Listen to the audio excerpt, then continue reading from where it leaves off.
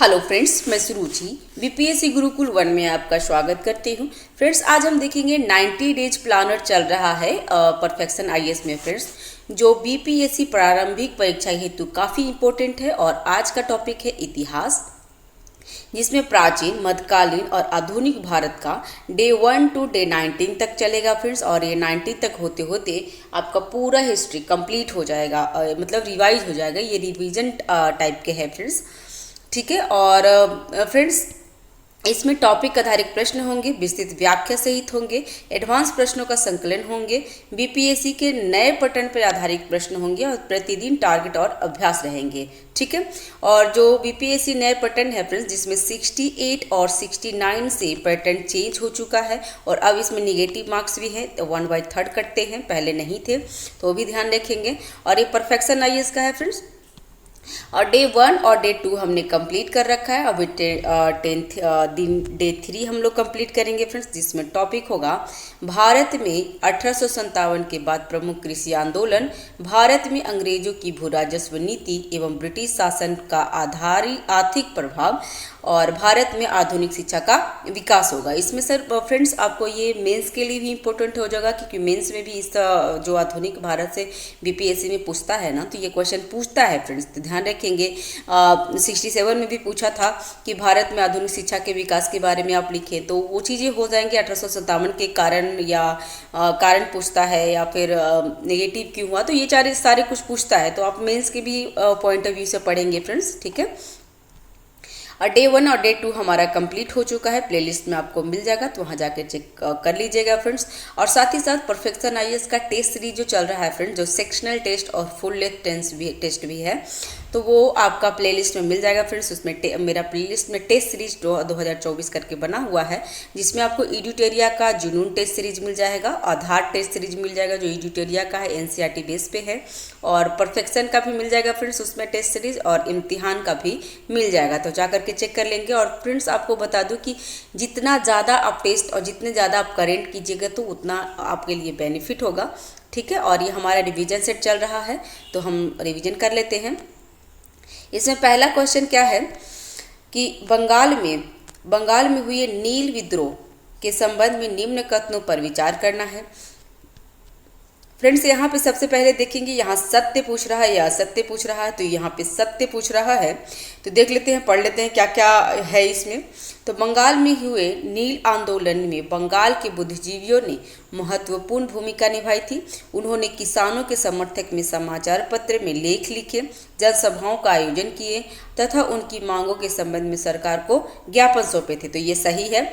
हरिश्चंद्र मुखर्जी के पत्र हिंदू पेट्रियाट ने किसानों का पूर्ण समर्थन किया, तो फ्रेंड्स ये तो बिल्कुल सही है, लेकिन आप ये भी ध्यान रखेंगे कि हिंदू पेट्रियाट किसका पत्र है, तो ये हरिश्चंद्र मुखर्जी का है, क्योंकि ये भी सिंगल में पूछ देता है। और नेक्स्ट है, स्थिति को देखते हुए सरकार ने नील उत्पादन की समस्याओं पर सुझाव देने के लिए नील आयोग का गठन किया था, तो ये भी सही है, तो आंसर हो जाएगा डी। फ्रेंड्स, एक मेरे जो भी कलीग हैं जो पढ़ रहे हैं, उन्होंने मुझे सजेशन दिया था कि मैम अगर आप इसका डिस्क्रिप्शन आप स्किप मत कीजिए, क्योंकि अगर वीडियो लॉन्ग भी होगा तो चलेगा, क्योंकि जो ये रिवीजन सेट है तो ये काफ़ी इंपॉर्टेंट हो जाएगा। इसमें एक एक क्वेश्चन कहाँ से एग्जाम में पूछ देगा कुछ अंदाज़ा नहीं है हमें, तो हम डिस्क्रिप्शन में पढ़ लेंगे, क्योंकि ये रिविजन सेट है। तो नील आयोग की सिफारिशें के आधार पर सरकार ने एक अधिसूचना जारी कर किसानों को यह आश्वासन दिया कि उन्हें नील उत्पादन हेतु विवश नहीं किया जाएगा, ठीक है। 1860 तक नील उत्पादकों ने अपने सारे कारखाने बंद कर दिए। बंगाल का नील विद्रोह ब्रिटिश नील कारखानेदारों के खिलाफ नील उत्पादन किसानों का 1859 से 63 के दौरान हुआ था। इस विद्रोह की शुरुआत सर्वप्रथम 1859 में बंगाल के नदिया जिले, ध्यान रखिएगा फ्रेंड्स, एग्जाम में पूछा है, नदिया जिले के गाविंदपुर नहीं है फ्रेंड्स, ये गोविंदपुर गांव था में हुआ है। और नील विद्रोह का वर्णन दीनबंधु मित्र, ये फ्रेंड्स ये सिंगल क्वेश्चन आपको इंपॉर्टेंट हो जाएगा फ्रेंड्स, ठीक है। तो दीनबंधु मित्र ने क्या लिखा था, तो नील दर्पण लिखा था। ये आपको आप घटना चक्र करेंगे ना, तो घटना चक्र जो PYQ है, तो आप ये देखेंगे कि नील दर्पण किसने लिखा है, तो नील दर्पण दीनबंधु मित्र ने लिखा। और किसके लिए लिखा है, तो जो नील विद्रोह बंगाल में हुई थी नदिया जिलों में, तो उसके लिए लिखा था। तो ये इंपॉर्टेंट हो जाएगा, इसका भी पत्र भी ध्यान रखेंगे। और इस आंदोलन विद्रोह के नेता दिगंबर और विष्णु विश्वास है, तो ये भी ध्यान रखेंगे फ्रेंड्स, काफ़ी इंपॉर्टेंट है, ये सिंगल क्वेश्चन में पूछ देगा कि नील आंदोलन का जो नेता थे कौन थे, तो दिगंबर एवं विष्णु विश्वास थे। नेक्स्ट है, नील विद्रोह के संबंध में यह कथन निम्न में से किसका है कि 1859 से 62 के विद्रोह ने बंगाल में नील उत्पादन पद्धति के लिए मृत्यु की घंटी बजा दी। इसने किसने कहा था, यह कथन पूछ रहा है फ्रेंड्स। तो इसका है डेविड हार्डिमेन ने बोला था, ठीक है। नील आयोग की सिफारिशों के आधार पर सरकार ने किसानों को आश्वस्त किया कि अब उन्हें नील उत्पादन हेतु विवश नहीं किया जाएगा। 1863 तक बंगाल के सभी नील कारखानों बंद होने के साथ ही यह विवाद भी समाप्त हो गया था। नेक्स्ट है, यदि विद्रोह का समर्थन करने में बड़े भू सामंती अवसरवादी सिद्ध हुए तो ग्रामीण मध्य वर्ग पराजय की भावना से ग्रस्त सिद्ध हुए। कारखानेदारों का उनके द्वारा किए गए विरोध एक बड़ी सीमा तक निजी स्वार्थ से प्रेरित था। उपयुक्त कथन नील विद्रोह के संबंध में किस प्रसिद्ध इतिहासकार का था, तो ये भी कथन बहुत पूछता है फ्रेंड्स, तो इसका एक ध्यान रखेंगे क्योंकि कथन कारण आजकल के एग्जाम में ट्रेंड हो चुका है। तो इसका आंसर हो जाएगा ए। उपयुक्त कथन नील विद्रोह के संबंध में प्रसिद्ध इतिहासकार रंजीत गुहा ने कहा था, ठीक है, रंजीत गुहा ने। नील विद्रोह का आरंभ दिगंबर और विष्णु विश्वास ने करा था, तो ये तो हम लोग देख लिए थे। नेतृत्व में नदिया जिले में गोविंदपुर गांव, देखिए फ्रेंड्स, गोविंदपुर गांव में प्रारंभ हुआ था। नेक्स्ट है 1859 से 60 के नील विद्रोह के संबंध में निम्नलिखित कथनों पर विचार करें। और यहाँ पूछा हुआ है कि कौन सा सही नहीं है। पहले तो यही एग्जाम में देख लेंगे फ्रेंड्स, मैं बार बार ये चीज़ हर वीडियो में बोलती हूँ कि फ्रेंड्स ये जरूर देख लेंगे, क्योंकि जब मैं इनिशियली जब मैं एग्ज़ाम देती थी ना, तो मुझे ये मिस्टेक होते थे, इसलिए मैं आपको बता रही हूँ। तो सही नहीं है सो पूछ रहा है, तो देखते हैं। बंगाल में बुद्धिजीवियों ने बमुश्किल से ही विद्रोह का समर्थन किया था और विद्रोह की सफलता का प्रमुख कारण रैयतों का आपसी सहयोग था, तो ये सही है। और विद्रोह बगान मालिकों द्वारा बंगाल के किसानों का दीर्घकालीन उत्पीड़न का प्रकाष्ठा था, तो ये भी सही है। फ्रेंड्स ये गलत हो गया क्योंकि बमुश्किल नहीं, वो अपने स्वेच्छा से विद्रोह का समर्थन किए थे, तो ये पहला गलत हो गया, तो आंसर हो गया डी, पहला गलत था। विद्रोह किसानों का समर्थन में एक शक्तिशाली अभियान आयोजित करने में बंगाल के बुद्धिजीवियों ने भूमिका निभाई थी। इंडो विद्रोह की एक महत्वपूर्ण विशेषता थी। दूसरा कथन सही है क्योंकि विद्रोह की सफलता में रैयतों ने अविश्वसनीय सहयोग, संगठन और अनुशासन ने प्रमुख भूमिका निभाई थी। और बगान मालिकों ने किसानों को अग्रिम रूप से मामूली राशि लेने और फर्जी अनुबंध करने के लिए मजबूर किया और उन्होंने नील की खेती करने के लिए मजबूर किया है। बंगाल मालिकों की जबरदस्ती की प्राकृतिक और किसानों के लिए राहत कानूनी तरीके से कमी अंततः नील विद्रोह परिणित हुई थी। नेक्स्ट है पावना विद्रोह का निम्न में से कौन सा कारण नहीं था। कारण नहीं पूछ रहा है, क्वेश्चन को ठीक से पढ़ेंगे तो इसका आंसर हो जाएगा मुस्लिम कृषकों द्वारा हिंदू जमींदारों पर आक्रमण, तो ये नहीं था। जबकि क्या क्या था, तो जमींदारों द्वारा किसानों से अधिक लगान वसूल करना, जमींदारों द्वारा किसान से सम्मति कर वसूल करना और जमींदारों द्वारा किसानों को जमीन से मनमानी बेदखल करना, तो तीनों शामिल था पावना विद्रोह में। देख लेते हैं डिस्क्रिप्शन, आंसर इसका डी हो जाएगा। 1870 के दशक में बंगाल में कृषकों का एक शक्तिशाली आंदोलन जमींदारों के खिलाफ, किसके खिलाफ, तो जमींदारों के खिलाफ विकसित हुआ, जिसे पावना कृषि आंदोलन कहा जाता है। इस विद्रोह का मुख्य केंद्र कहाँ था, तो बंगाल था। ये भी पूछता है कि पावना विद्रोह कहाँ हुआ था, तो पावना विद्रोह बंगाल के क्षेत्र में हुआ था। पावना बंगाल एवं बोगरा जिले, कहाँ, बोगरा जिले थे, इस लिए इसे पावना कृषि विद्रोह भी कहा जाता है। यह संघर्ष बंगाल के उस क्षेत्र में हुआ जहां अधिकांश कृषक मुसलमान थे एवं जमींदार वर्ग हिंदू थे। मुस्लिम कृषकों द्वारा हिंदू जमींदार पर आक्रमण नहीं किया गया था। बाकी अन्य तीनों कारण पावना विद्रोह के लिए प्रमुख कारण थे। पावना ने जमींदार किसान का अधिक से अधिक शोषण करना चाहते थे, तो ध्यान रखेंगे इसका, जबकि किसान अपने अधिकारों को प्राप्त करने हेतु एवं सुरक्षित बनाने हेतु उत्सुक थे। नेक्स्ट है पावना कृषि संघर्ष के संबंध में निम्नलिखित में से असत्य कथन को चयन करना है। तो असत्य कौन सा है फ्रेंड्स? तो इस आंदोलन में हिंदू एवं मुसलमान ने एक दूसरे का विरोध हिंसात्मक संघर्ष किया था, तो ये गलत है फ्रेंड्स। बंगाल के बुद्धिजीवियों ने इस आंदोलन का भरपूर समर्थन किया था, तो ये सही है। सुरेंद्र नाथ बनर्जी, आनंद मोहन बोस और द्वारकानाथ गांगुली ने ईस्ट इंडियन एसोसिएशन के मंच से आंदोलनकारी की मांगों को समर्थन किया था। बंकिम चंद्र चटर्जी ने आंदोलन का समर्थन किया था, तो ये तीनों सही है और डी गलत है फ्रेंड्स, क्योंकि असत्य पूछ रहा था। पावना विद्रोह हिंदू तथा मुसलमानों ने मिलकर संघर्ष किया था, ना कि विरोध किया था, तो ये जरूर ध्यान रखेंगे। मिलकर संघर्ष किया था, यद्यपि अधिकांश किसान मुसलमान थे और अधिकांश जमींदार हिंदू थे। यह आंदोलन जमींदार प्रथा के खिलाफ था, तो किसके लिए था फ्रेंड्स? तो ये आंदोलन जमींदारी प्रथा के खिलाफ था, पावना विद्रोह, ठीक है, तो ये ध्यान रखेंगे फ्रेंड्स। और इस आंदोलन में महत्वपूर्ण नेताओं में ईश्वर चंद्र राय, शंभूपाल आदि थे।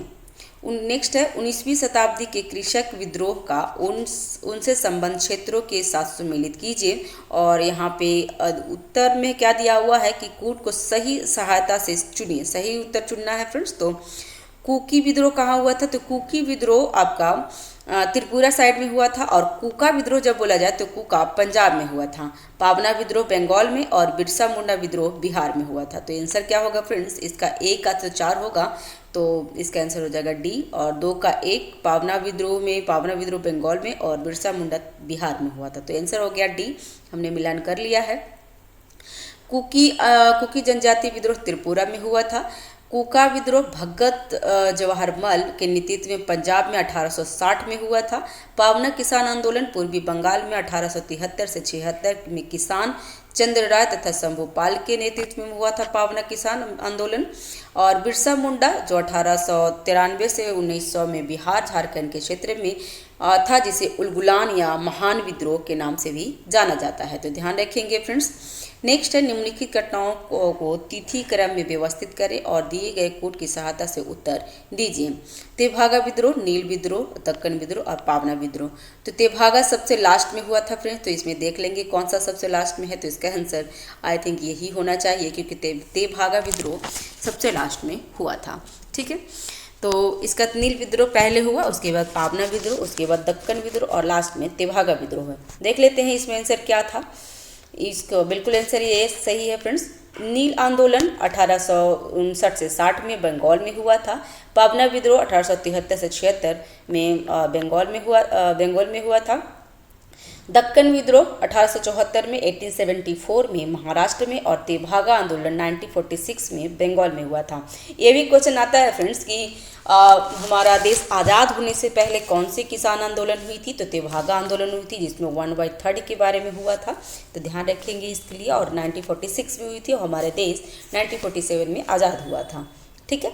नेक्स्ट है दक्कन कृषि विद्रोह के संबंध में निम्न में से कौन सा कथन असत्य है? इसमें असत्य ही पूछ रहा है। तो दक्कन कृषि विद्रोह का मुख्य कारण रैयतवाड़ी बंदोबस्त के अंतर्गत किसानों पर आरोपित किए गए भारी कर थे। तो बिल्कुल फ्रेंड्स, दक्कन में जैसे मद्रास में रैयतवाड़ी ही बंदोबस्ती चलता था। करों के बोझ तले दबे किसान साहूकारों के कुचक्र में फंसते जा रहे थे, और इस महाजनों एवं साहूकारों ने मारवाड़ी और गुजराती प्रमुख थे। 1867 में सरकार ने भू राजस्व की दर 75% की वृद्धि कर दी थी, तो डी इसमें सत्य डी है। दक्कन क्षेत्र में 1867 में सरकार द्वारा भू राजस्व की दरें 50% वृद्धि कर दी गई थी, तो न कि 75% की थी फ्रेंड्स, तो ये गलत हो गया था। और वृद्धि करने का निर्णय लगातार फसलों की बर्बादी से कृषकों की समस्या चरम स्थिति पर पहुंच गई थी। इसके बाद महाजन और सूदखोर एवं किसानों के मध्य धीरे धीरे तनाव बढ़ने लगा था, जिसके फलस्वरूप 1874 में किसानों ने बाहरी महाजनों के विरोध सामाजिक बहिष्कार आंदोलन प्रारंभ किया था।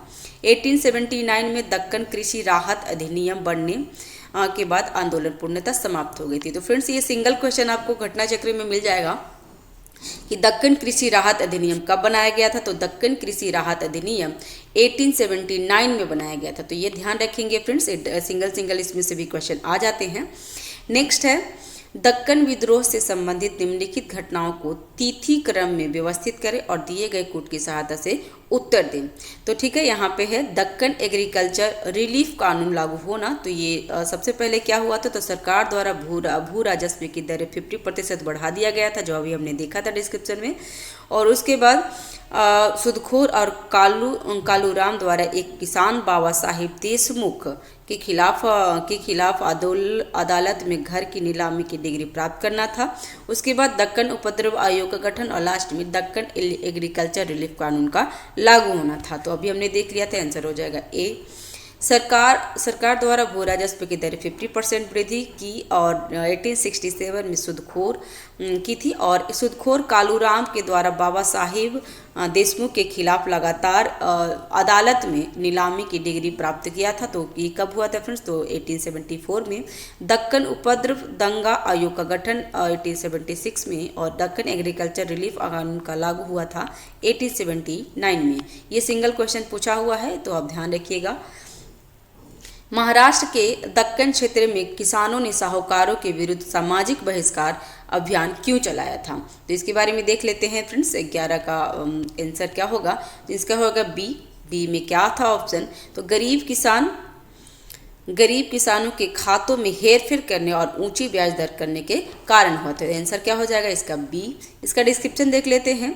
तो महाराष्ट्र के दक्कन क्षेत्र में किसानों ने गुजराती और मारवाड़ी साहूकारों के खिलाफ सामाजिक बहिष्कार का अभियान इसलिए चलाया कि साहूकार गरीब किसानों के खातों में हेरफेर करते थे और किसानों को दिए गए ऋण पर अत्यधिक ब्याज दर वसूल करते थे।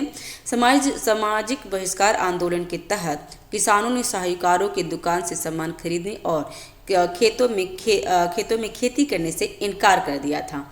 नाई धोबी और मोची ने उनका सेवा करने से इनकार कर दिया और यह सामाजिक बहिष्कार पूना, अहमदनगर, सोलापुर एवं सतारा में तेजी से फैल गया था। नेक्स्ट है अवध किसान सभा के संबंध में निम्न कथनों पर विचार करना है और यहाँ पे सत कथन को चुनना है। तो 20 से 21 दिसंबर 1920 को अवध किसान सभा अयोध्या में एक विशाल रैली आयोजित की गई थी, जिसमें लगभग 1 लाख किसान ने भाग लिया था। तो ये सही है। और इस रैली में बाबा रामचंद्र रस्सी में बंधे हुए आए और दर्शाने के लिए कि किसानों की हालत यही है, उन पर अत्याचार हो रहा है। तो दोनों सही है, इसका आंसर हो जाएगा डी।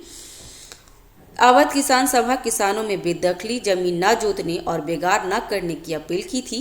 इस अपील को न मानने वाले बहिष्कार करने की अपील की गई थी। किसान सभा आंदोलन की सबसे बड़ी विशेषता यह थी कि उसमें ऊंची और नीची जातियों दोनों ही किसान मौजूद थे। तो ध्यान रखेंगे। नेक्स्ट है 1921 के अंत में उत्तर प्रदेश के उत्तरी जिला में हुए किसान आंदोलन के मुख्य कारणों में निम्न में से कौन से एक कारण शामिल नहीं है। तो इसमें महिला श्रमिक श्रम का शोषण ये नहीं था, जबकि लगान की उच्च दर थी। लगान वसूल में जमींदार द्वारा अपनाई गई दमनकारी नीति भी थी और बेगार प्रथा भी थी। तो आंसर हो जाएगा डी, वो नहीं था। एका आंदोलन के प्रमुख कारणों में निम्न शामिल थे। तो एका आंदोलन कहाँ हुआ था फ्रेंड्स, तो ये उत्तर प्रदेश में हुआ था। पहला है लगान की उच्च दर, लगान वसूली में जमींदारों द्वारा अपनाई गई दमनकारी नीति और बेगार प्रथा।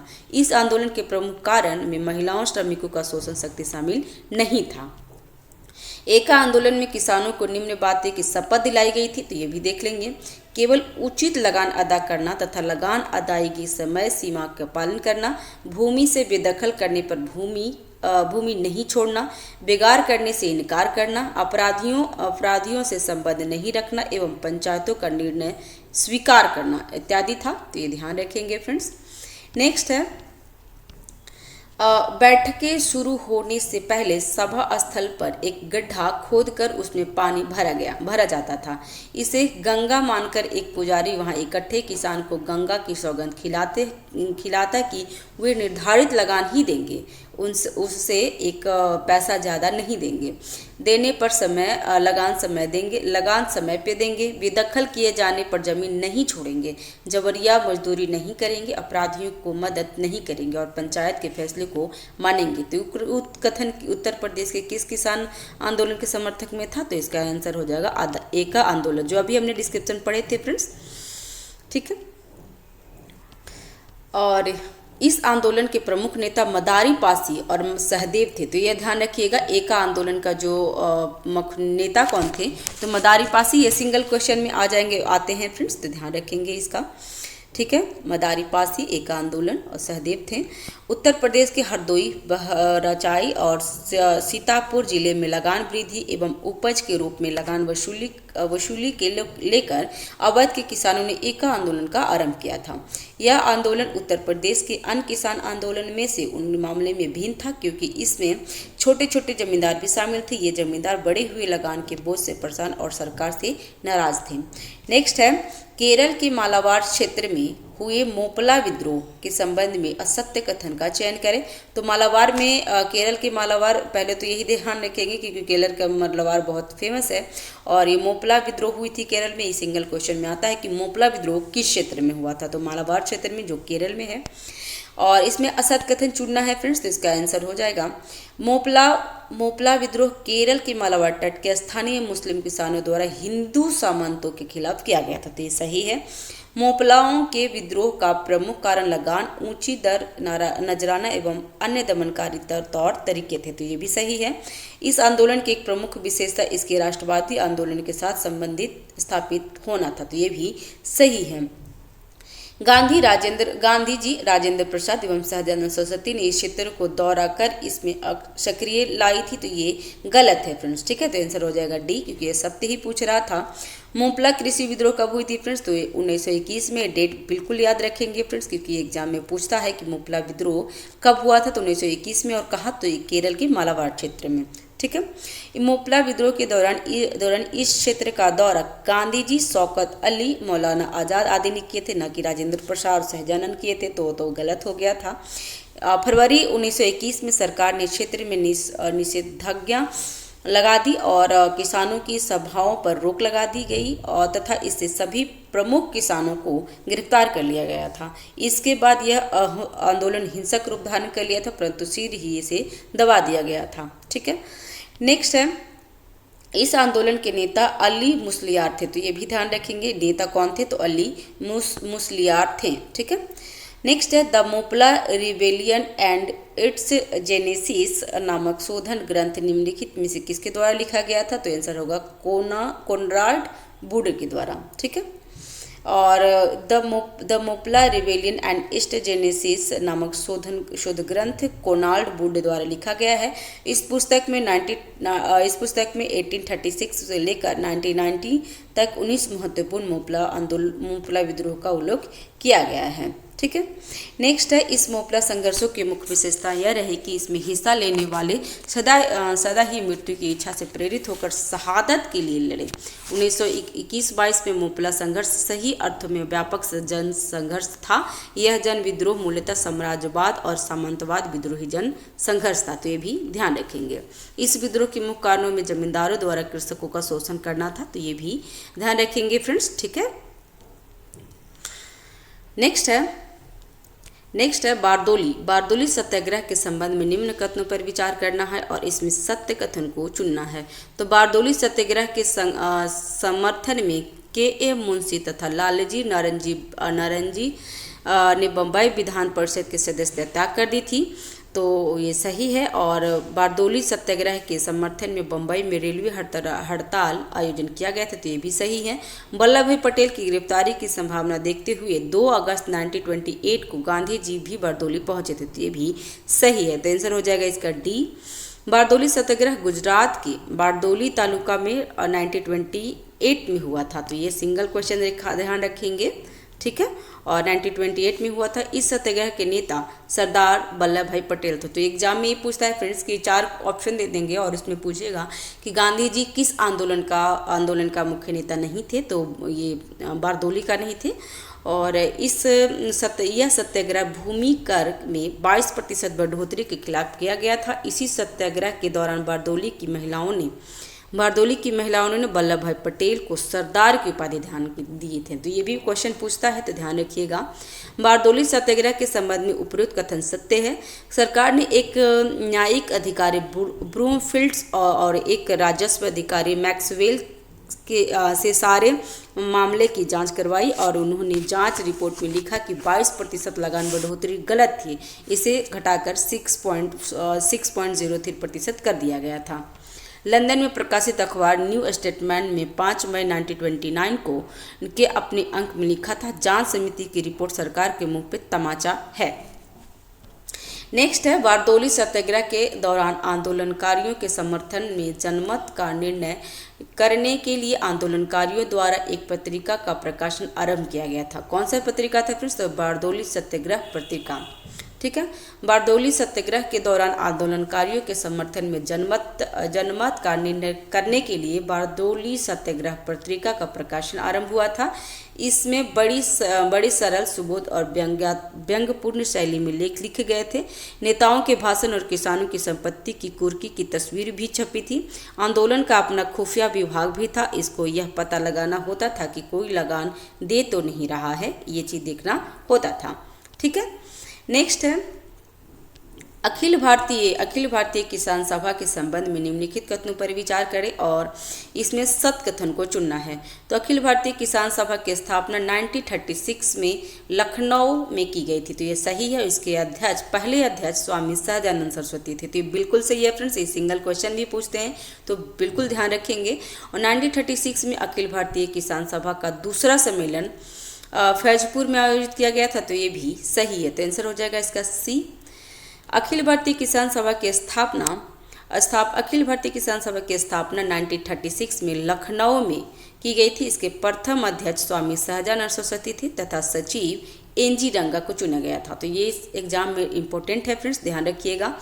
इस सभा में किसान घोषणा पत्र जारी किया गया तथा इंदुलाल याग्निक के निर्देश पर एक पत्र का प्रकाशन भी आरंभ हुआ था। 1937 के प्रांतीय चुनाव हेतु किए गए कांग्रेसी घोषणा पत्र के अनेक प्रावधान अखिल भारतीय किसान सभा के एजेंट से प्रभावित था। नेक्स्ट है, 1937 के प्रांतीय चुनाव में हेतु कांग्रेस द्वारा जारी किए गए घोषणा पत्र में निम्न में से कौन सा सही मांग रखी गई थी? तो आंसर हो जाएगा भू राजस्व और लगान में 50% की कमी, ऋणों की वसूली के स्थगन और समंती वसूलियों की समाप्ति। तो इत्यादि तीनों था, तो ये सही हो गया। कांग्रेस के 1937 के प्रांतीय चुनाव के समय अपने घोषणा पत्र में किसानों की निम्न प्रमुख समस्याओं को शामिल किया गया था, जिसमें भू राजस्व लगान की 50% कमी, सामंती वसूली की समाप्ति, काश्तकारों को बेदखली से सुरक्षा और खेतीहर मजदूरों को गुजारे लायक मजदूरी, किसान यूनियन को मान्यता दिया गया था। तो ये सब ध्यान रखेंगे पॉइंट्स फ्रेंड, क्योंकि पॉइंट्स कहाँ से भी क्वेश्चन एग्जाम में पूछ देंगे, सेट कर देंगे, हमें अंदाजा नहीं है। फ्रेंड्स, अगर चैनल पे नए हैं तो चैनल को सब्सक्राइब कर लीजिएगा और बेल आइकन दबा दीजिएगा फ्रेंड्स, ताकि जो भी मैं वीडियो डालूं आपको सबसे पहले नोटिफिकेशन मिल जाए। और फ्रेंड्स, सब्सक्राइब करके फ्रेंड्स के साथ, अपने दोस्तों के साथ ज़रूर शेयर करें। और हमारा टेलीग्राम चैनल भी है, तो टेलीग्राम चैनल पे भी आप ज्वाइन हो सकते हैं। नेक्स्ट है, अखिल भारतीय किसान सभा के सदस्य किसानों में जागरण पैदा करने और उन्हें संगठित करने के लिए निम्न में से किन तरीकों का उपयोग नहीं किया जाता था? तो थाना, तालुका, जिला एवं प्रांत के स्तरों की सभाएं करना, तो ये तो था। गांव-गांव घूमकर बैठकर करना, तो ये भी सही था। लोगों को कांग्रेसी एवं किसान सभा का सदस्य बनाना, तो ये भी सही था। डी गलत है फ्रेंड्स, क्योंकि गलत ही पूछ रहा था। तो प्रत्येक घर से एक निश्चित रकम चंदा रूप में लेना, तो ऐसा नहीं था फ्रेंड्स, तो ये गलत हो गया था। ठीक है। चंदा देने हेतु को निश्चित रकम निर्धारित नहीं की गई थी। लोग नगद या अनाज के रूप में अपनी इच्छा अनुसार चंदा देने को स्वतंत्र थे। अन्य सभी तरीकों को प्रयोग करके किसान संगठन हेतु किया जाता था। ठीक है। नेक्स्ट है, सूची मिलान करना है फ्रेंड्स। तो सूची देख लेते हैं क्या है। राज्य है और यहाँ पर प्रमुख किसान है। फ्रेंड्स, हमारा सिस्टम थोड़ी सी लॉक हो चुकी है, मतलब स्टक हो गई है, तो मैं वो देख रही हूँ। ठीक है। फ्रेंड्स, चैनल पे नए हैं तो चैनल को सब्सक्राइब कीजिए फ्रेंड्स, और लाइक आप नहीं कर जिसमें मिलान कर लेते हैं फ्रेंड्स। बंगाल में सूची मिलान करना है, राज और प्रमुख किसान आंदोलन है। तो बंगाल में कौन किए थे फ्रेंड्स? तो बंगाल में बंकिम चंद्र मुखर्जी, पंजाब में बाबा सोहन सिंह भाखना और आंध्र प्रदेश में आर.डी. भारद्वाज और केरल में रामचंद्र नेडुमगड्डी थे। ठीक है, तो आंसर हो जाएगा इसका ए। नेक्स्ट है सूची मिलान करना है, किसान संगठन और सूची गठन वर्ष है। तो बिहार प्रांतीय किसान सभा की स्थापना कब हुई थी फ्रेंड्स? तो इसका देख लेते हैं और यहीं पे डायरेक्टली देख लेते हैं फ्रेंड्स। तो किसान सभा और गठनकर्ता कौन कौन है? तो बिहार प्रांतीय किसान सभा गठन कब हुई थी? 1929 में स्वामी सहजानंद सरस्वती। अवध किसान सभा 1920 में बाबा रामचंद्र। और यूपी किसान सभा 1918 में गौरी शंकर मित्र, इंद्र नारायण द्विवेदी और मदन मोहन मालवीय। तो फ्रेंड्स इसमें तीनों याद रखेंगे, ज़्यादातर आप इसको याद रखेंगे फ्रेंड्स, क्योंकि बिहार प्रांतीय किसान सभा सिंगल क्वेश्चन काफ़ी पूछ लेता है। तो ये 1929 में और स्वामी सहजानंद सरस्वती द्वारा किया गया था, तो जरूर ध्यान रखेंगे। और उत्कल प्रांतीय किसान सभा की स्थापना 1935 में हुआ था, मालती चौधरी ने की थी। ठीक है, नेक्स्ट है कुका विद्रोह से संबंधित निम्न कथनों में से कौन सा कथन सत्य है? तो इनका मुख्य उद्देश्य सिख धर्मों में प्रचलित बुराइयों एवं अंधविश्वासों को दूर करना था। और विद्रोहियों ने हजारों नामक स्थान को अपना मुख्यालय बनाया था। हाजुरो राम सिंह इस विद्रोह के प्रमुख नेता थे। तो इसका आंसर हो जाएगा डी। देख लेते हैं क्या है। यस, इसका आंसर हो गया डी। इस आंदोलन की शुरुआत भगत जवाहरमल सियान साहब, उनको सियान साहब भी कहा जाता है, तो भगत जवाहरमल सियान साहब एवं उसके शिष्य बालक सिंह पश्चिम पंजाब में उन्होंने की थी और उन्हें हाजरों नामक स्थान पर अपना मुख्यालय बनाया था। 1972 में आंदोलन ने प्रमुख नेता राम सिंह को रंगूर निर्वासित कर दिया गया था। उद्देश्य क्या थी इसकी? तो सिख धर्म में सुधार, जातीय भेदभाव को उन्मूलन, मांस मंदिर एवं अन्य नशीली वस्तुओं के सेवन से परहेज, अंतर जातीय विवाह को प्रोत्साहन और महिलाओं में पर्दा प्रथा को दूर करना था। तो ये सब ध्यान रखेंगे फ्रेंड्स, एग्जाम में पूछ सकते हैं। नेक्स्ट, निम्नलिखित में से कौन सा एक भारतीय कृषि आंदोलन के प्रमुख कारणों में शामिल नहीं किया जा सकता है? तो किसानों पर आरोपित लगान ऊंची थी, तो ये नहीं किया जा सकता है। आंसर हो जाएगा इसका डी। उपरोक्त सभी कारक भारत के किसान आंदोलन की उत्पत्ति हेतु जिम्मेदार है। किसानों पर कंपनी द्वारा अत्यधिक ऊंचाई दर पर लगान लगाने, उसे कठोरपूर्वक वसूल करना, भारतीय हस्तशिल्प उद्योग की बर्बादी एवं जमींदार साहूकार एवं ब्रिटिश बागान मालिकों द्वारा किसानों को शोषण भारत में कृषि आंदोलन के प्रमुख कारण थे। इस तरह अंग्रेजों राज्य का तथ्य पर किसान की बढ़ती हुई गरीबी, लूट और उत्पीड़न था। ध्यान रखेंगे। नेक्स्ट है इजारेदारी व्यवस्था के संबंध में निम्न कथनों पर विचार करना है और इसमें सत्य कथन को चुनना है। तो इस व्यवस्था में 1777 में 5 वर्षीय ठेका अवधि को बदलकर 1 वर्ष कर दिया गया था। तो ये सही है। और इस नई व्यवस्था का एक दोष यह भी था कि प्रतिवर्ष नए व्यक्ति ठेका लेकर किसानों से अधिक भू राजस्व वसूल करते थे। तो ये सही है, दोनों आंसर सही होगा। इसका आंसर हो जाएगा सी। इजारादारी व्यवस्था इज्जतदारों, ठेकेदारों या जमींदारों की भूमि पर अस्थायी स्वामित्व होता था, इसलिए भूमि सुधार में कोई रुचि नहीं लेते थे। इनका मुख्य उद्देश्य अधिक से अधिक लगान वसूल करना था। इसके लिए वे किसानों का उत्पीड़न भी करते थे। यद्यपि इस व्यवस्था काफ़ी दोषपूर्ण थी, फिर भी इसमें कंपनी की आय में वृद्धि हुई थी। नेक्स्ट है इजारादारी व्यवस्था के संबंध में प्रसिद्ध इतिहासकारों के निम्न कथनों पर विचार करना है। पहला है, प्रसिद्ध इतिहासकार ताराचंद्र ने वारेन हेस्टिंग की भू राजस्व व्यवस्था की आलोचना करते हुए लिखा कि वह बंगाल में अकाल, उपद्रव और दुर्दशा को छोड़ा गया है। नेक्स्ट है, आर.पी. दत्त के अनुसार इस व्यवस्था में जमींदार तथा रैयत के मध्य संपर्क के सूत्र को नष्ट कर भारतीय ग्रामीण व्यवस्था को दरार उत्पन्न करने का काम किया था। तो दोनों सही है, सत्य ही पूछ रहा था, तो इसका आंसर हो जाएगा सी। वारेन हेस्टिंग इस व्यवस्था में भू राजस्व के क्षेत्र में अराजकता की स्थिति को ला दिया तथा पूर्णिया, बर्दवान, राजशाही व दिनाजपुर की पुरानी जमींदारियों को अंत कर दिया था। वारेन हेस्टिंग 1972 में सर्वप्रथम बंगाल में इजारादारी व्यवस्था शुरुआत की थी। तो ये एग्जाम में पूछ लेता है फ्रेंड्स, तो ध्यान रखिएगा। ठीक है, कि सिंगल ही क्वेश्चन में पूछ लेगा कि इजादारी व्यवस्था किसने शुरू किया था। तो इजादारी व्यवस्था वारेन हेस्टी ने किए थे और 1772 में किए थे, 1772 में। इसे 5 वर्ष के लिए लगान संग्रह करने के लिए ठेका दिया जाता था, जिसके बाद यह 1 वर्ष कर दिया गया था। सबसे अधिक बोली जाने वाली ठेके को दिया जाता था, उसको ठेका दिया जाता था जो सबसे ज़्यादा बोली लगाता था। नेक्स्ट, स्थायी बंदोबस्त के संबंध में निम्न कथनों पर विचार करना है और इसमें सत कथन को चुनना है। तो 1793 में कॉर्नवालिस ने अस्थायी बंदोबस्त की व्यवस्था को बंगाल, बिहार एवं उड़ीसा के स्थायी कर दिया था, तो ये सही है। और इसके बाद इस व्यवस्था को उत्तर प्रदेश की बनारस खंड एवं उत्तरी कर्नाटक में भी लागू किया गया था, तो ये भी सही है। अस्थायी भूमि कर व्यवस्था तत्काल भारत के 25% भूमि पर लागू किया गया था, तो बिल्कुल गलत है फ्रेंड्स, 25% नहीं थे। तो इसका आंसर हो जाएगा सी, इसका आंसर हो जाएगा ए, क्योंकि 1 और 2 सही है, तीसरा गलत है। ठीक है, अस्थायी भूमि व्यवस्था तत्कालीन ब्रिटिश भारत में 19% भूमि में हुआ था, तो ये ध्यान रखेंगे कि ना कि यहाँ पे 25% था, इसलिए वो गलत हो गया था। इस व्यवस्था में जमींदारी किसान से वसूले गए लगान का 10/11 भाग, मतलब 89% सरकारी कोष में एवं शेष 1/11 भाग 11% अपने खर्च के लिए रखते थे, तो ये ध्यान रखिएगा फ्रेंड्स। नेक्स्ट है, भारत में अंग्रेजों द्वारा लागू की गई अस्थायी भूमि बंदोबस्त के संबंध में निम्न कथनों में से असत कथन को चुनना है। ठीक है, पहला है, जमींदारों द्वारा निश्चित समय पर सरकारी खजाने में लगान जमा नहीं करने पर भूमि को नीलामी कर दिया जाता था। दूसरा है, किसानों की आपदा के समय लगान में कोई रियायत नहीं दी जाती थी। इस व्यवस्था में लगान की दर तय करने का अधिकार सरकार के पास था, तो ये गलत है फ्रेंड्स, और ये गलत है। और जमींदारों को भूमि बेचने, रखने व दान देने का अधिकार था, तो तीसरा गलत हो गया था और बाकी सब सही है।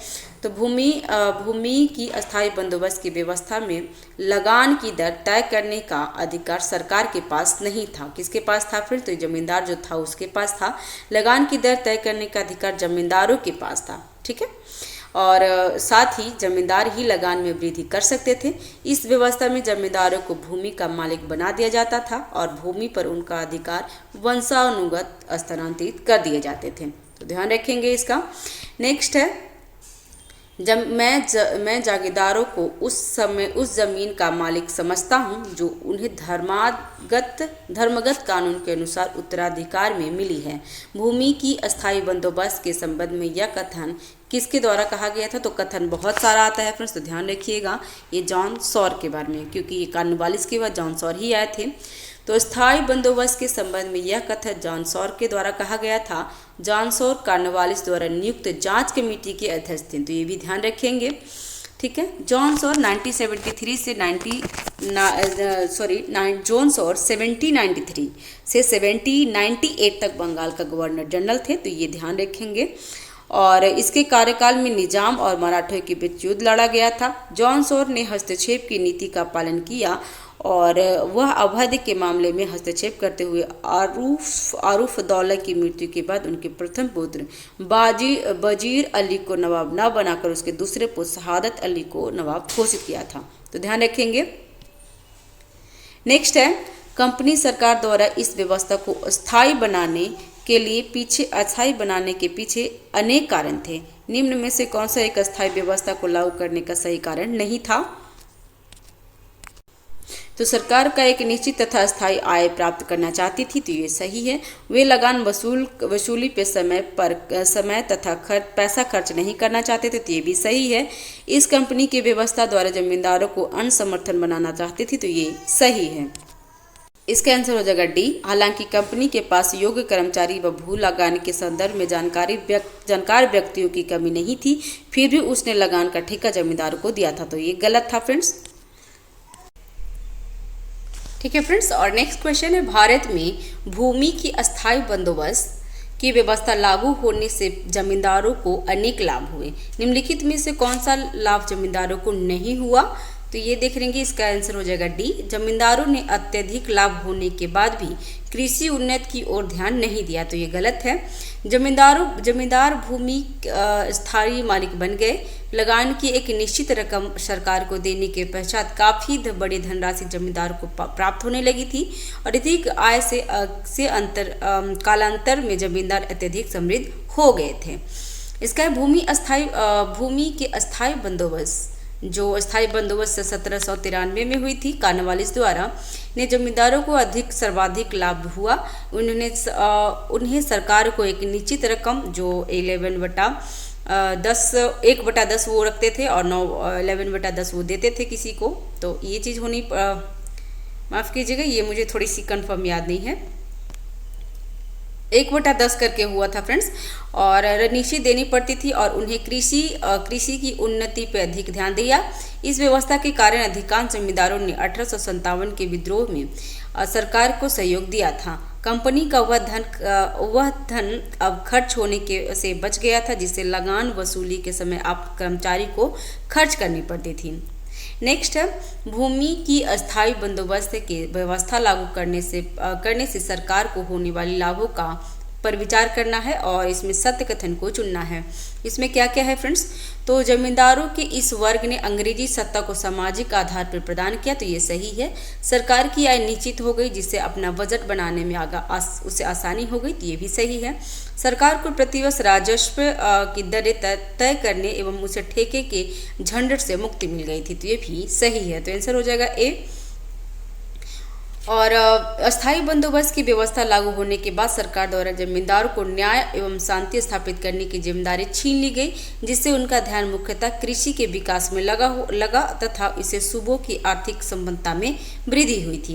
कृषि में उन्नति होने से व्यापार एवं उद्योग की प्रगति हुई। व्यापार एवं उद्योग की उन्नति से सरकार को अधिक लाभ प्राप्त हुआ एवं सरकार की आय में वृद्धि हो गई थी। नेक्स्ट है, निम्नलिखित में से कौन से एक भूमि अस्थायी बंदोबस्त के संबंध में सही नहीं है, तो क्या नहीं है फ्रेंड्स, इसका आंसर हो जाएगा बी। अस्थायी बंदोबस्त की व्यवस्था ने सरकार एवं कृषि को आपसी संबंधों पर कोई प्रभाव नहीं डाला, तो ये गलत है। और सही क्या है, तो इस व्यवस्था से सबसे अधिक हानि किसानों को हुई। इससे उनकी भूमि संबंधी अन्य परंपरागत अधिकार छीन लिए गए थे। नवी भूमि व्यवस्था से किसानों को जमींदारों के अत्याचार एवं शोषण का सामना करना पड़ रहा था। अस्थायी बंदोबस्त व्यवस्था ने राष्ट्रीय स्वतंत्रता आंदोलन को नुकसान पहुंचाया था। अस्थायी बंदोबस्त की व्यवस्था ने सरकार को कृषि को आपसी संबंध में बुरी तरह प्रभावित किया तथा सरकार किसानों के प्रत्यक्ष संबंध को समाप्त कर दिया था। सरकार एवं किसानों के प्रत्यक्ष संबंध समाप्त होने से सरकार को किसानों की समस्या की जानकारी नहीं हो पाती थी, जिससे विभिन्न कृषि संघर्ष उत्पन्न हुए थे। इस व्यवस्था से सरकार को भी हानि हुई, क्योंकि उत्पादन में वृद्धि के साथ साथ उनकी आय में कोई वृद्धि नहीं हुई थी। इस व्यवस्था का एक दोष यह भी था कि जमींदार किसानों का भरपूर शोषण करने लगा था। ठीक है, नेक्स्ट है, अस्थायी बंदोबस्त किसके साथ किया जाता था, तो अस्थायी बंदोबस्त ये एग्जाम में बहुत बार पूछा है, तो अस्थायी बंदोबस्त जमींदारों के साथ किया जाता था। ठीक है, और इसमें बहुत अस्थायी बंदोबस्त जमींदारों के साथ लागू किया था। इसे 1793 में कॉर्नवालिस द्वारा बिहार एवं बंगाल क्षेत्र में लागू किया गया था। इस तरह जमींदारों को राशि निश्चित समय में सूर्यास्त के पहले चुकानी पड़ती थी, नहीं तो जमींदारी चली जाती थी। इसे सूर्यास्त कानून भी कहा जाता है। ठीक है फ्रेंड्स, अगर चैनल पे नए हैं तो चैनल को सब्सक्राइब कीजिए, लाइक कीजिए फ्रेंड्स, शेयर कीजिए। कोई त्रुटि रहती है तो प्लीज़ कमेंट बॉक्स पे आप हमें बता सकते हैं, ताकि मैं इसमें कोई सुधार कर सकूं। ठीक है, नेक्स्ट है, निम्नलिखित में से कौन सी अस्थायी बंदोबस्त की विशेषताएं नहीं है, तो इसका आंसर हो जाएगा बी। और क्या है तो वो देख लेते हैं, जो नहीं है उसको छोड़ देते हैं फ्रेंड्स। ठीक है,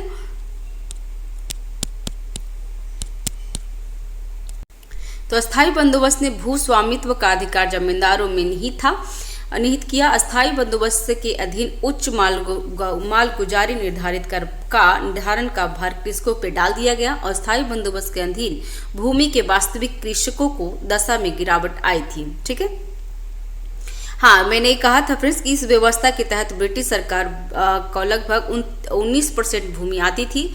जमींदार द्वारा वसूले गए लगान 10/11 भाग सरकारी कोष में जमा करना होता था और 1 भाग अपने पास रखना होता था। तो ये मैं कंफ्यूज थी, तो अभी वो मिल चुका है फ्रेंड्स। 10/11 भाग सरकार की कोष में और 1/11 भाग अपने पास रखना होता था। ठीक है। कॉर्नवालिस द्वारा अस्थायी बंदोबस्त कॉर्नवालिस द्वारा 1793 में 1793 में किया गया था और इसका जो क्षेत्र था बंगाल बिहार के क्षेत्र में लागू किया गया था। ठीक है। नेक्स्ट है रैयतवाड़ी व्यवस्था की प्रमुख विशेषताओं पर विचार करें और इसमें पूछा क्या है, तो कर्नल रीड द्वारा शुरू की गई भू राजस्व व्यवस्था को मद्रास के गवर्नर टॉमस मुंडे द्वारा मद्रास में लागू किया गया था। तो ये सही है।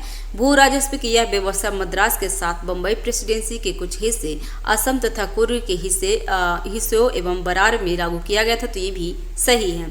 बम्बई प्रेसिडेंसी में रैयतवाड़ी व्यवस्था को लागू कराने में एल्फिंस्टन व चैपलिन की रिपोर्ट की मुख्य भूमिका थी और भूमि सर्वेक्षण का कार्य 1824 से 1828 के दौरान पिंगल के द्वारा किया गया था। तो इसमें क्या पूछ रहा था फ्रेंड्स, इसमें पूछ रहा था सत्य कथन को चुनने। तो उपयुक्त में से सभी सत्य थे। ठीक है। और भू राजस्व व्यवस्था को अंतिम रूप में 1947 में विनगेट की रिपोर्ट सर्वेक्षण रिपोर्ट के को आधार पर दिया गया था। इस व्यवस्था में लगान दर कितनी थी, तो उपज का 1/3 भाग था। इस व्यवस्था में अंतर्गत ब्रिटिश भारत में 51% भूमि आती थी। तो रैयतवाड़ी में कितने आते थे फ्रेंड्स, 19% और 90% और अस्थायी बंदोबस्त में 90% और रैयतवाड़ी में 51% था फ्रेंड्स। तो ध्यान रखेंगे, एग्जाम में भी पूछ लेता है। नेक्स्ट है भारत में रैयतवाड़ी व्यवस्था को लागू करने के उद्देश्यों में निम्न में से किस को शामिल किया जा सकता है। तो आंसर हो जाएगा बी। इस व्यवस्था के द्वारा सरकार अस्थायी बंदोबस्त के दोषों को दूर करना चाहती थी। तो आंसर हो गया बी। भारत में रैयतवाड़ी भूराज व्यवस्था के उद्देश्यों में निम्न को शामिल किया जा सकता है। क्या क्या है, तो बिचौलियों को समाप्त करना, सरकार की आय में वृद्धि करना, अस्थायी बंदोबस्त के दोषों को दूर करना और दक्षिण पश्चिम में बड़े जमींदार की कमी होना। नेक्स्ट है निम्नलिखित में से कौन सा रैयतवाड़ी व्यवस्था का दोष नहीं है।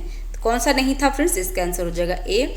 इसने ग्रामीण समाज की सामूहिक स्वामित्व की अवधारणा को बढ़ावा दिया। तो ये गलत है, ये रैयतवाड़ी का नहीं है फ्रेंड्स, ये महालवाड़ी के बारे में है। ठीक है।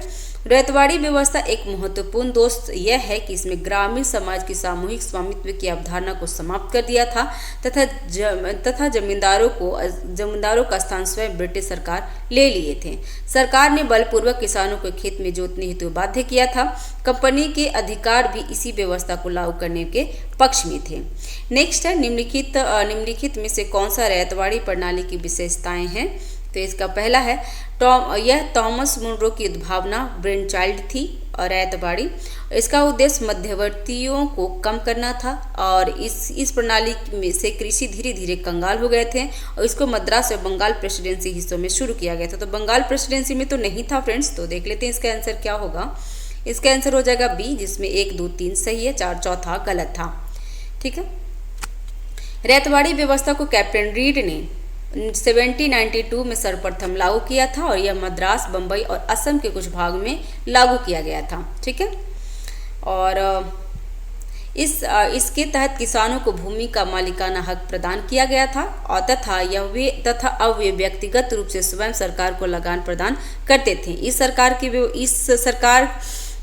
इस व्यवस्था के तहत बिचौलियों को समाप्त करना चाहता था। बाद में टॉमस मुंडे ने इसे मद्रास के बाहर क्षेत्र पर भी लागू कर दिया था। मद्रास के रैयतवाड़ी बंदोबस्त से कौन संबंधित रहा है। तो इसका आंसर है टॉमस मुनरो।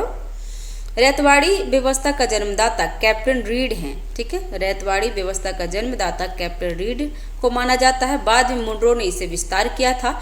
1792 में रैयतवाड़ी व्यवस्था सर्वप्रथम मद्रास के 12 महल जिले में कैप्टन रीड द्वारा लागू किया गया था। तो ये क्वेश्चन पूछता है कि रैयतवाड़ी व्यवस्था कहाँ पे लागू, CDPO में एग्जाम में ये पूछ लिया था फ्रेंड्स। तो ध्यान रखेंगे कि 12 महल जिले में किया, मद्रास के 12 महल जिले से किया गया था और कैप्टन रीड ने किया था। और 1820 में इस व्यवस्था को मद्रास में लागू किया गया और व्यवस्था को सुचारू रूप से चलाने हेतु मुनरो मद्रास का गवर्नर बनाया गया था। तो ये भी क्वेश्चन पूछता है फ्रेंड्स कि मुनरो मद्रास के गवर्नर कब बने थे, तो 1920 में बने थे, 1919 में ही बन गए थे, लेकिन 1920 में यहाँ पे लिखा हुआ है।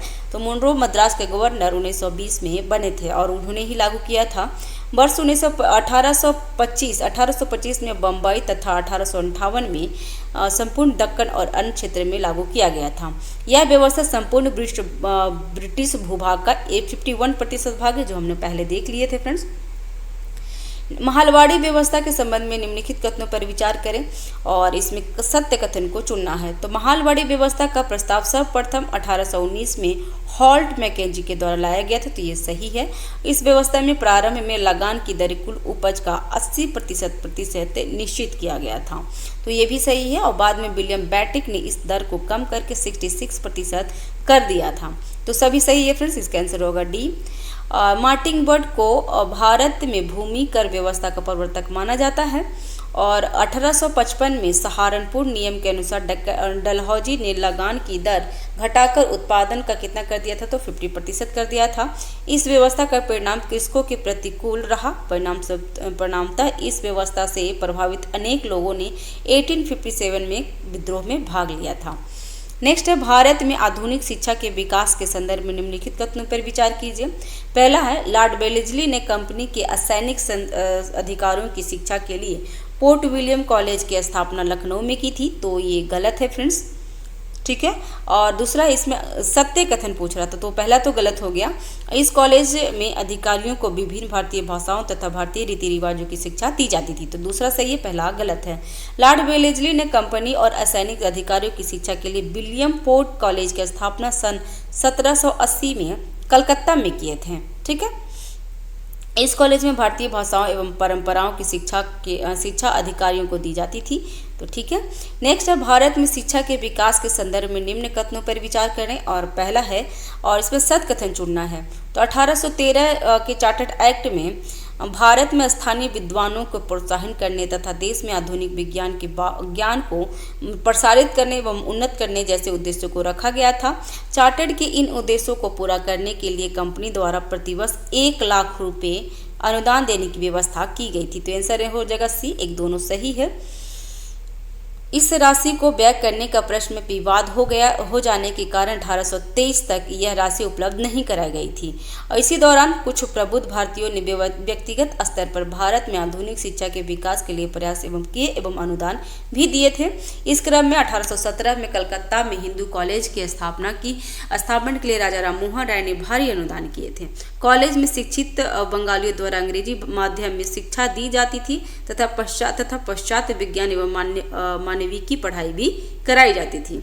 सन 1817 में डेविस हेयर ने कलकत्ता में राजा राम मोहन राय के सहयोग से हिंदू कॉलेज की स्थापना की, तो ये क्वेश्चन पूछता है कि हिंदू कॉलेज की स्थापना कलकत्ता में किसने कराया था, तो डेविड हेयर ने, और किसकी सहायता से, तो राजा राम मोहन राय के सहायता से। नेक्स्ट है, भारत में आधुनिक शिक्षा के विकास के संदर्भ में आंग्ल पराजय विवाद के बारे में निम्न में से कौन सा असत्य कथन है, तो असत्य कथन इसमें देखना है फ्रेंड्स। इसका देख लेते हैं। पहला, लोक शिक्षा के लिए स्थापित सामान्य समिति के 10 सदस्यों में 2 दल बन गए थे, एक आंग्ल प्राच्य समर्थक एवं दूसरा प्राच्य समर्थक है। इसका आंसर डिटेल्स में देख लेते हैं फ्रेंड्स। इसका आंसर है डी, जिसमें गलत कौन सा है, तो गलत इसमें ये है कि लॉर्ड मैकाले ने प्राच्य शिक्षा का समर्थन किया था। तो लॉर्ड मैकाले ने प्राच्य शिक्षा का नहीं किया था, वो मॉडर्न जो पाश्चात्य शिक्षा का समर्थन किया था। गवर्नर जनरल की कार्यकारी परिषद के सदस्य लॉर्ड मैकाले ने आंग्ल या पश्चात शिक्षा पद्धति का समर्थन किया था, तो ये सही है। और 2 फरवरी 1835 को अपने महत्वपूर्ण स्मरण पत्र में उसने लिखा कि सरकार के पास सीमित संसाधनों के मद्देनजर पाश्चात्य विज्ञान एवं साहित्य की शिक्षा के लिए माध्यम के रूप में अंग्रेजी भाषा ही सर्वोत्तम है। मैकाले के दृष्टिकोण को गवर्नर जनरल लॉर्ड विलियम बैटिक ने पूरी तरह से स्वीकार किया था। नेक्स्ट है, भारत में शिक्षा के विकास के संदर्भ में निम्न में से कौन सा कथन सही नहीं है, तो कौन सा नहीं है फ्रेंड्स, इसका देख लेते हैं। तो पहला है, भारत में शिक्षा के विकास के संदर्भ में तत्कालीन governor general Lord William Bentinck ने लॉर्ड मैकाले के दृष्टिकोण को स्वीकार किया था, तो ये सही है। मैकाले के दृष्टिकोण को आगे बढ़ाते हुए सरकार ने स्कूलों एवं कॉलेजों में शिक्षा का माध्यम अंग्रेजी को बना दिया तथा बड़े पैमाने पर अंग्रेजी माध्यम में शिक्षा देने वाले स्कूलों एवं कॉलेजों की स्थापना की गई थी। मैकाले के दृष्टिकोण का समर्थन करने के पीछे सरकार की योजना समाज के उच्च एवं मध्य वर्ग के एक तबके को शिक्षित कर ऐसी श्रेणी बनाने की थी जो रक्त एवं रंग से भारतीय हो, परंतु अपने विचार से नैतिक मापदंड, प्रज्ञा एवं प्रवृत्ति से अंग्रेज हो। ये भी सही है। डी गलत है फ्रेंड्स। इस शिक्षा की पद्धति को बढ़ावा देकर सरकार तथा जनसाधारण के बीच दुभाषियों की भूमियों को समाप्त करना चाहती थी, तो ये गलत है। ठीक है। सरकार शिक्षा की इस पद्धति को बढ़ावा देकर एक ऐसी श्रेणी तैयार करना चाहती थी जो सरकार एवं जनसाधारण के बीच दुभाषियों की भूमिका को निभा सके, न कि समाप्त कर सके। सरकार का मानना था कि इस प्रकार पाश्चात्य विज्ञान तथा साहित्य का ज्ञान जनसाधारण तक पहुंच जाएगा। इस सिद्धांत को अधोगामी निस्यंद सिद्धांत के नाम से भी जाना जाता है, तो ये ध्यान रखिएगा फ्रेंड्स। ठीक है। नेक्स्ट है चार्ल्स वुड डिस्पैच, जो 1854 में के संदर्भ में निम्न कथनों पर विचार करें। फ्रेंड्स, चैनल पे अगर नए हैं तो चैनल को प्लीज़ सब्सक्राइब करें, लाइक करें, शेयर करें फ्रेंड्स। ठीक है। और वुड डिस्पैच जो 1854 में आया था, तो उसके बारे में देख लेते हैं कि सत्य कथन को चुनना है। तो बोर्ड ऑफ कंट्रोल के अध्यक्ष चार्ल्स वुड ने 1854 में एक भारतीय भावी शिक्षा के लिए एक विस्तृत योजना प्रस्तुत की, जिसे वुड डिस्पैच कहा जाता है, तो ये तो सही है। इस योजना में सरकार ने कहा कि जनसाधारण की शिक्षा की उत्तरदायित्व सरकार को स्वयं वहन करे, तो ये भी सही है। इसने उच्च शिक्षा तथा प्राथमिक शिक्षा के मध्य अंग्रेजी को बनाए जाने का सुझाव दिया था, तो ऐसा कुछ नहीं था। दूसरा से 1-2 सही है, इसका आंसर हो जाएगा ए। और वुड डिस्पैच में उच्च शिक्षा के माध्यम अंग्रेजी एवं प्राथमिक शिक्षा के माध्यम देसी भाषाओं को बनाने का सुझाव दिया गया था, तो ये देख लीजिएगा, ध्यान में रखिएगा फ्रेंड्स। और इसे लंदन विश्वविद्यालय की तर्ज पर तीनों प्रेसिडेंसी शहरों जैसे कलकत्ता, बम्बई और मद्रास में विश्वविद्यालय स्थापित करने का सुझाव दिया गया था, और हुआ भी था। इससे इसने स्त्री शिक्षा एवं व्यावसायिक शिक्षा के विकास पर भी बल दिया था। इसने सरकारी शिक्षा संस्थाओं में धर्मनिरपेक्ष शिक्षा देने पर बल दिया था, और इसने कहा था कि सरकार की शिक्षा नीति का उद्देश्य पाश्चात्य शिक्षा का प्रसार करना है। इन्हीं कारणों से वुड डिस्पैच को शिक्षा का मैग्ना कार्टा कहा जाता है। तो ये एग्जाम में पूछता है कि शिक्षा का मैग्ना कार्टा किसे कहा जाता है, तो वुड डिस्पैच को कहा जाता है। और फ्रेंड्स, बता दें आपको कि जो मेंस आप एग्जाम देंगे ना, तो उसमें हिस्ट्री में, मॉडर्न हिस्ट्री में एक क्वेश्चन, शिक्षा से एक क्वेश्चन रहते हैं फ्रेंड्स, तो उसमें सारी सब पॉइंट को आप रख सकते हैं। ठीक है, पॉइंट बाय पॉइंट या फिर ग्राफ बना के, जैसे भी आपको अच्छा लगे। नेक्स्ट है 1882 में W. हंटर की अध्यक्षता में गठित हंटर आयोग का मुख्य उद्देश्य क्या था, तो उद्देश्य इसमें देख लेते हैं। तो केवल प्राथमिक एवं माध्यमिक शिक्षा की समीक्षा करना, तो ये उसका प्रमुख उद्देश्य था। 1882 में गठित हंटर आयोग, ये ध्यान रखेंगे फ्रेंड्स, हंटर आयोग कब गठित हुई थी, तो 1882 में। और मुख्य उद्देश्य कार्य 1885 में पश्चात देश में शिक्षा की दिशा में किए गए प्रयासों एवं उसकी प्रगति को समीक्षा करना था। हंटर आयोग की समीक्षा संबंधी मुख्य कार्य केवल प्राथमिक एवं माध्यमिक तक ही सीमित था तथा विश्वविद्यालय शिक्षा से उसका कोई संबंध नहीं था। तो ये क्वेश्चन पूछ देता है, तो ध्यान दीजिएगा कि हंटर आयोग का क्या था उद्देश्य, तो केवल जरूर ध्यान रखिएगा, प्राथमिक और माध्यमिक, ना कि उच्च शिक्षा के लिए था। इसने माध्यमिक शिक्षा को साहित्य शिक्षा एवं व्यावसायिक शिक्षा में बांटने का भी सुझाव दिया था। इसने प्राथमिक शिक्षा का नियंत्रण नगर एवं जिला बोर्डों को देने की सिफारिश भी की थी। इसके सदस्य कितने थे फ्रेंड्स, तो 8 भारतीय सदस्य थे। नेक्स्ट है कलकत्ता विश्वविद्यालय की समस्याओं का अध्ययन करने के लिए 1917 में 1970 में गठित सैंडलर आयोग की अध्यक्षता किसने की थी, तो पहले यह ध्यान रखिए कि सैंडलर आयोग की अध्यक्षता, सैंडलर आयोग कब गठित किया गया था, तो 1973 में। तो इसका कुल ब्रिटिश विश्वविद्यालय के उप कुलपति थे, कौन थे उस टाइम, तो लीड्स विश्वविद्यालय। सैंडलर आयोग का अध्यक्ष doctor M.E. Sandler Britain leaders विश्वविद्यालय के उप कुलपति थे। इस आयोग का गठन केवल कलकत्ता विश्वविद्यालय की समस्याओं का अध्ययन करने के लिए किया गया था, लेकिन इस आयोग ने प्राथमिक से लेकर विश्वविद्यालय स्तर तक शिक्षा को अध्ययन किया था। 1920 में सरकार ने सैंडलर आयोग की रिपोर्ट को सभी प्रांतीय सरकार में लागू करने का आग्रह किया था। तो यहाँ पे भी ध्यान देंगे कि सैंडलर आयोग भी एक शिक्षा का रिलेटेड था। नेक्स्ट है भारत में आधुनिक शिक्षा के निम्न संस्थानों का उनकी स्थापना वर्ष के अनुसार कौन सा क्रम सही है। तो ये देख लेते हैं फ्रेंड्स यहाँ पे डिस्क्रिप्शन में कि इन शिक्षा संस्थाओं की स्थापना वर्ष इस प्रकार है। पहला है रुड़की अभियांत्रिक संस्था, तो 1847 में, इलाहाबाद विश्वविद्यालय तो 1887 में, पूसा कृषि विश्वविद्यालय 1905 में और पटना विश्वविद्यालय 1917 में। तो ये ज़्यादा ध्यान रखिएगा, ज़्यादातर पटना विश्वविद्यालय के बारे में हमसे पूछ लेता है क्योंकि बिहार रिलेटेड एग्जाम है, तो ये जरूर ध्यान रखिएगा। नेक्स्ट है 1929 में गठित हांगटोक समिति का मुख्य उद्देश्य क्या था। तो शिक्षा में हुए विकास के संदर्भ में रिपोर्ट देना था। शिक्षा संस्थानों की संख्या में अंधाधुंध वृद्धि के कारण शिक्षा के स्तर गिरावट आने लगी थी, अतः शिक्षा में हुए विकास के संदर्भ में रिपोर्ट देने के लिए सन 1929 में सर फिलिप हांगटोक की अध्यक्षता में एक समिति का गठित नियुक्त की गई थी। इस समिति ने अपनी रिपोर्ट में प्राथमिक शिक्षा के महत्व किसका तो प्राथमिक शिक्षा के महत्व पर बल दिया, लेकिन अनिवार्यता या शीघ्र प्रसार को अनुचित बताया था। इस समिति ने यह भी सिफारिश की थी कि विश्वविद्यालय शिक्षा में सुधार के लिए विश्वविद्यालय में प्रवेश के निम्न नियम अत्यंत कड़े होने चाहिए। नेक्स्ट है सन 1937 में गांधी जी ने अपने हरिजन नामक साप्ताहिक पत्र में प्रकाशित लेखों को श्रृंखला में शिक्षा पर एक योगदान प्रस्तुत की थी। उसे किस नाम से जाना जाता है, तो वर्धा शिक्षा योजना। 1937 में गांधी जी ने अपनी हरिजन पत्र के अंक में शिक्षा के जिस योजना को प्रस्तुत किया था उसे वर्धा योजना के नाम से जाना जाता है। इस योजना के अनुसार प्राथमिक विद्यालय एवं उच्च माध्यमिक विद्यालय स्थापित करने तथा 6 से 11 वर्ष के बच्चों को निःशुल्क अनिवार्य शिक्षा दिए जाने की व्यवस्था की गई थी। 11 से 17 वर्ष के बच्चों के लिए 6 वर्ष का पाठ्यक्रम था। योजना में 2 तरह के उच्च विद्यालयों की स्थापना के बारे में बात कही गई थी। इस विद्या विषयक एवं दूसरा व्यावसायिक शिक्षा के था। इस योजना में इंटरमीडिएट स्तर को समाप्त करने की बात कही गई थी। 1937 में कांग्रेस ने शिक्षा पर एक राष्ट्रीय सम्मेलन वर्धा में आयोजित किया था। इस सम्मेलन में पारित प्रस्तावों के आधार पर राष्ट्रीय शिक्षा नीति बनाने के लिए जाकिर हुसैन की अध्यक्षता में एक समिति का गठन किया गया था। तो ध्यान इसका देंगे फ्रेंड्स।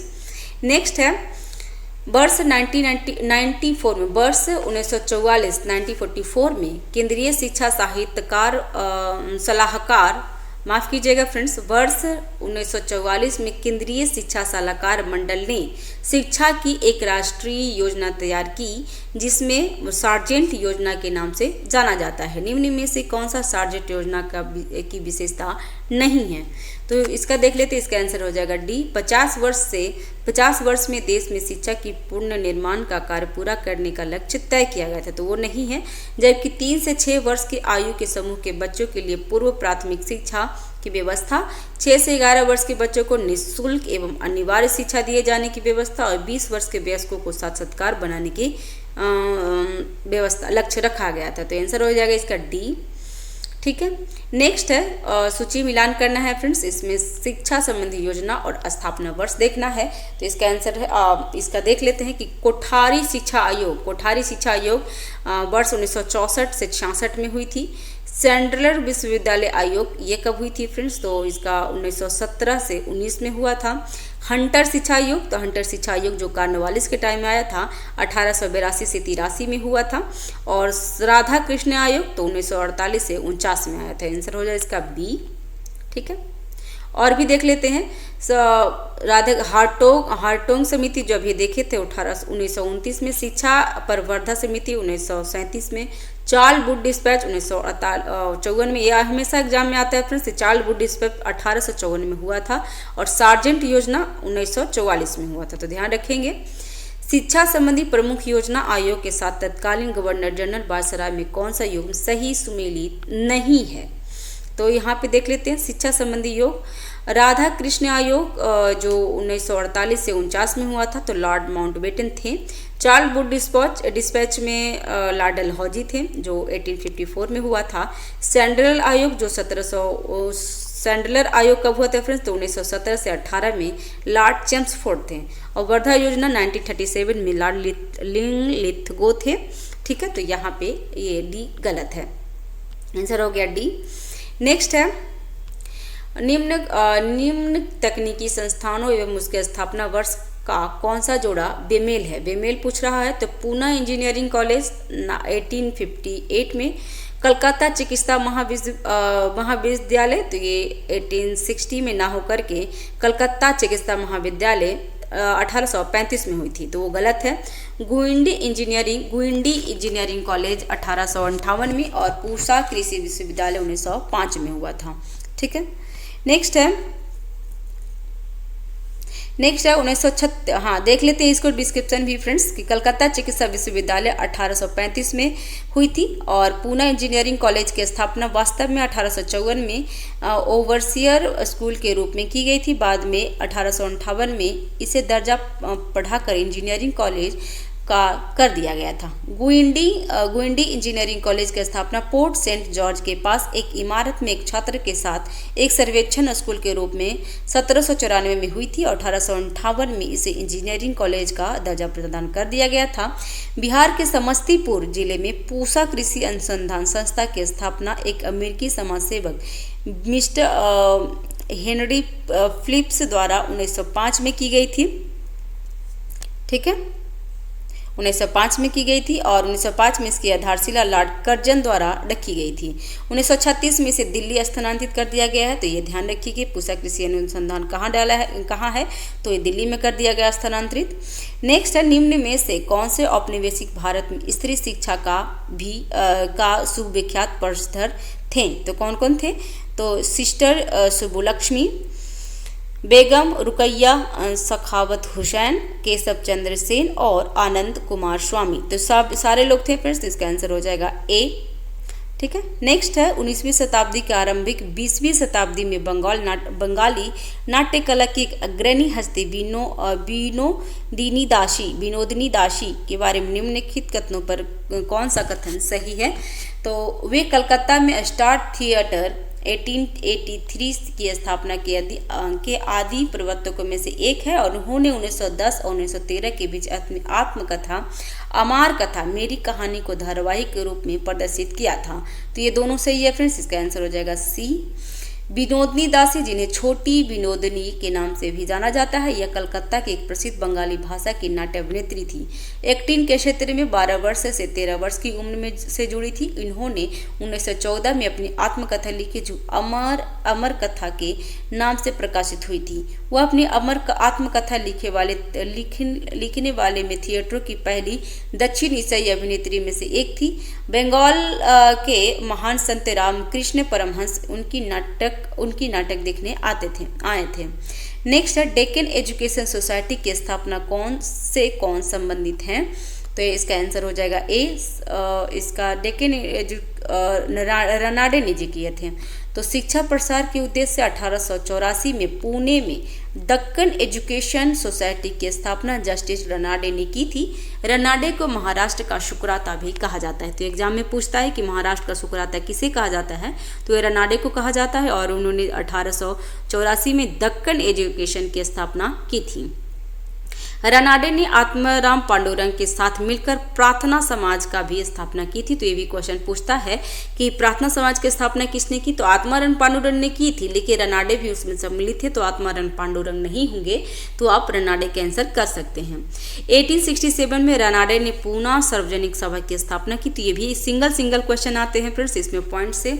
तो पूना सार्वजनिक सभा की स्थापना किसने किया था, तो रनाडे ने, और कब, तो 1867 में किए थे। तो ये सिंगल क्वेश्चन आते हैं फ्रेंड्स, आप तो जरूर ध्यान रखिएगा। नेक्स्ट है लॉर्ड मैकाले संबंधित हैं, किससे संबंधित है, तो अंग्रेजी शिक्षा से। लॉर्ड मैकाले अंग्रेजी शिक्षा से संबंधित है। मैकाले भारत में अंग्रेजी शिक्षा के माध्यम से ऐसा वर्ग तैयार करना चाहते थे जो रक्त व रंग से भले ही भारतीय हो, परंतु नैतिक मापदंड और प्रवृत्ति अंग्रेजों जैसी हो। मैकाले के सुझावों के पश्चात शीघ्र ही स्कूल और कॉलेजों में अंग्रेजों की शिक्षा का माध्यम बन गया था, अंग्रेजी शिक्षा माध्यम बन गया था, जो कब 1834 में, ठीक है। सर चार्ल्स वुड जो 1854 में भारत की भावी शिक्षा नीति की विस्तृत योजना बनाई, जो भारतीय शिक्षा का मैग्ना कार्टा बन गया था। नेक्स्ट है हंटर कमीशन की रिपोर्ट में विकास पर विशेष जोर दिया गया था। किसके विकास पे? तो प्राथमिक शिक्षा के। ठीक है। हंटर आयोग 1882 में से 1883 में डब्ल्यू हंटर की अध्यक्षता में वुड डिस्पैच जो 1854 में के बाद शिक्षा के क्षेत्र में हुई प्रगति व प्रयासों का मूल्यांकन करने हेतु गठित की गई थी। आयोग ने सरकार के निम्नलिखित सुझाव दिए थे। तो क्या क्या है? प्राथमिक शिक्षा पर ज़्यादा जोर दिया जाना चाहिए। महिलाओं की मौजूदा शिक्षा के विकास पर ज़्यादा जोर देना चाहिए। माध्यमिक शिक्षा के पाठ्यक्रम साहित्यिक एवं व्यावसायिक एवं व्यापारिक जीवनों के बीच पाठ्यक्रम विभाजित हो और निजी प्रयत्नों को शिक्षा में बढ़ावा मिलना चाहिए। नेक्स्ट है हंटर कमीशन जो 1882 में जिसे भारत में शिक्षा की स्थिति का सर्वेक्षण करने के लिए निर्धारित किया गया था, उसने प्राथमिक शिक्षा पर अधिक बल महत्व देते हुए 1854 की विज्ञप्ति का समर्थन किया था। तो ये सही है। नेक्स्ट है, ये हमने देख लिया था फ्रेंड्स। नेक्स्ट है हेनरी टी कोलब्रुक निम्नलिखित में से किस संस्था में संस्कृत के प्रोफेसर थे? तो आंसर पोर्ट विलियम कॉलेज। ठीक। नेक्स्ट है सर सैयद अहमद खां के बारे में निम्नलिखित कथनों में से कौन सा कथन सही है? तो ये देख लेते हैं, उसका सही उत्तर पूछ रहा है फ्रेंड्स। तो 1 और 4 है, जिसमें उनका तर्क था कि भारत समान वंशानुक्रमण पर आधारित संजातीय समुदाय का एक महासंघ है। तो ये सही है। और मुहंडम एंग्लो ओरिएंटल कॉलेज के पाठ्यक्रम में ने मुस्लिम धर्मशास्त्र और यूरोपीय अनुभववाद को मिश्रित किया गया था। तो 1 और 4 सही था। तो आंसर हो जाएगा सी। सर सैयद अहमद खान जो 1875 में मुमंडम एंग्लो ओरिएंटल कॉलेज की स्थापना की, बाद में विकसित होकर यह अलीगढ़ मुस्लिम विद्यालय बन गया। उन्होंने उर्दू को भारतीय मुसलमान की सामूहिक भाषा बनाने पर जोर दिया था। आधुनिक शिक्षा का प्रचार प्रसार जीवन पर्यंत उनका प्रथम ध्येय रहा था। उनका तर्क यह भी था कि भारत समाज वंशानुक्रमण पर आधारित संजातीय समुदाय का एक महासंघ है। नेक्स्ट है निम्नलिखित में से किसने भारतीय विश्वविद्यालय में धार्मिक शिक्षा के लिए प्रबल रूप से वकालत की थी? तो मदन मोहन मालवीय। ठीक है। मदन मोहन मालवीय ने भारतीय विश्वविद्यालय में धार्मिक शिक्षा हेतु प्रबल रूप से वकालत की थी। ठीक है फ्रेंड्स, चैनल पे अगर नए हैं तो चैनल को सब्सक्राइब कीजिए, लाइक कीजिए, शेयर कीजिए फ्रेंड्स। और जो भी कोई दिक्कत हो जाती है या त्रुटि रहती है तो प्लीज़ कमेंट बॉक्स पे आप हमें बता सकते हैं, मैं इसमें सुधार कर सकती हूँ। ठीक है फ्रेंड्स, तो आज हमारा यहाँ तक कंप्लीट हो गया है। नेक्स्ट वीडियो में हम देखेंगे डे नंबर 4। ठीक है, क्योंकि डे 1, डे 2 और डे 3 ये था, और डे 4 हम लोग कल कर लेंगे किसी तो नेक्स्ट वीडियो में। ठीक है, चैनल पे अगर नए हैं तो चैनल को सब्सक्राइब जरूर कीजिएगा friends. Thank you very much. Have a nice day.